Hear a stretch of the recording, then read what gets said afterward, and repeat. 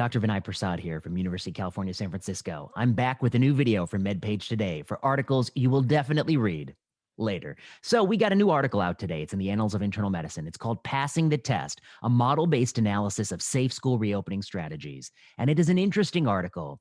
Here's what the authors did.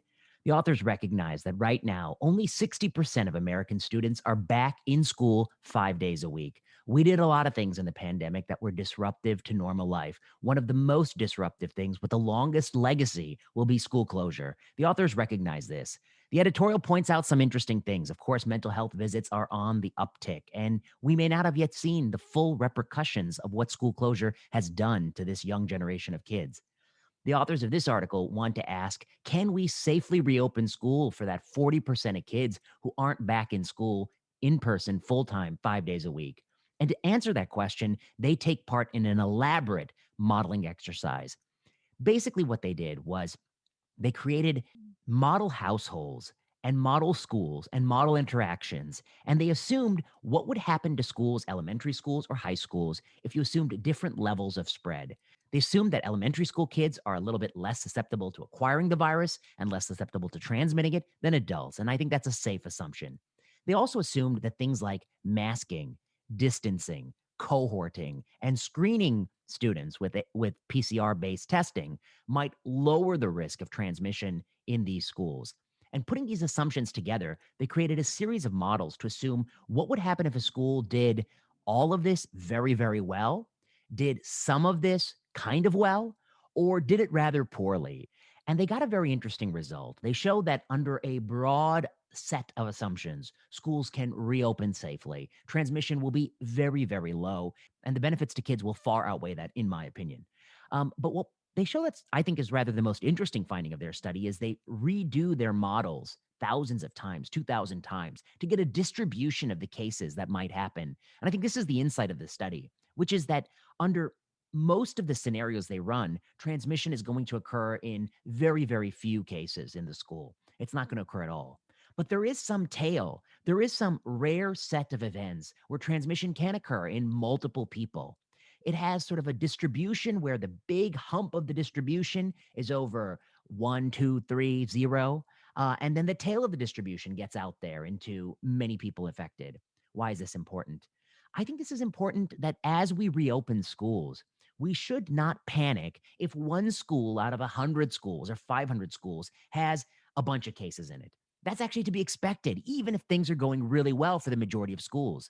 So I think it's important to know that SARS-CoV-2 spread has this stochastic phenomenon where some individuals in some schools will have worse spread, but that doesn't mean that opening schools was wrong or bad. The majority of the model scenarios would show that it would be associated with less spread.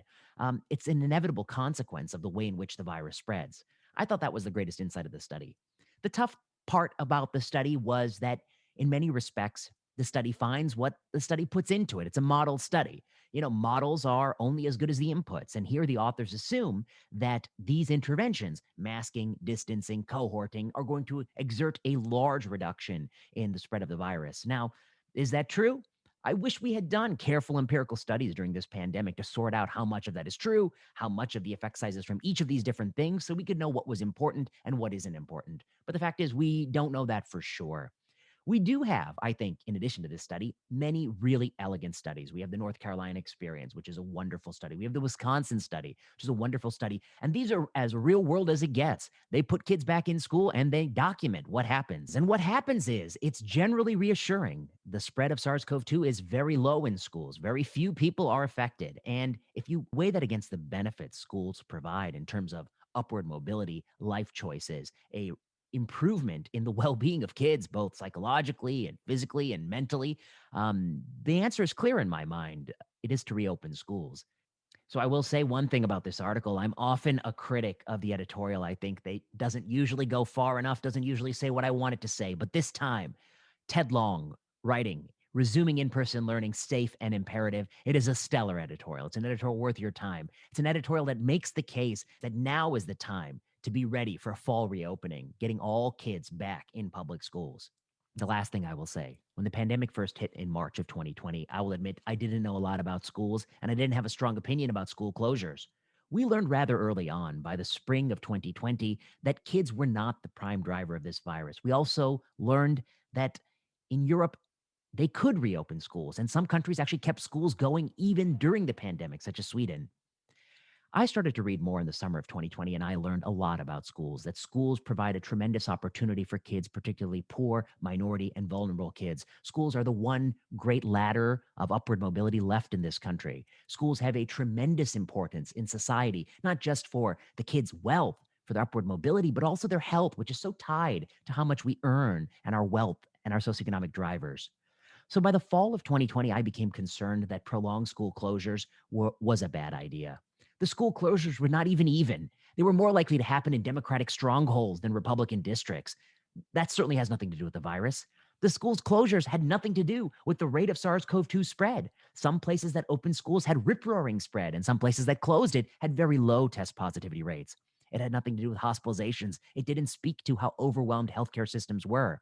And the more I investigated the school's closure issue, I realized the sobering fact that school closure was merely, I believe, a political reaction to the pandemic spread, driven by strength of local teachers' unions and by political realities on the ground. It wasn't driven by irrational response to the virus.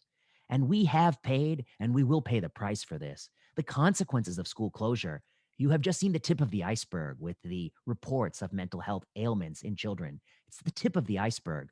What's to come will be the children who have been lost, who have not spoken to people outside of their family, will come forward in the months and years to follow. And I think you will see the full extent of the damage that was done. Closing schools in this country was a catastrophic intervention. It has profound consequences on kids. In my mind, it would only be justified if it were key and integral to slowing the spread of this virus. Many empirical analyses, including this modeling study, shows that that is not the case, that schools can reopen safely. I think the price we have paid in school closures is too great. This study is a necessary reminder that schools can and must reopen in the fall. And if we don't do that, I think we will be in a dire situation going forward in this country. So that's it. My take on this article, a model based analysis of safe school reopenings. I think it's an important article. I think the most important finding is that there will be some stochasticity to this. There will be some schools that have many cases. That doesn't mean it was wrong to open schools. That is a consequence of the way in which this virus spreads. And I think this reinforces the urgent and pressing need to do this. So, Vinay Prasad for MedPage Today.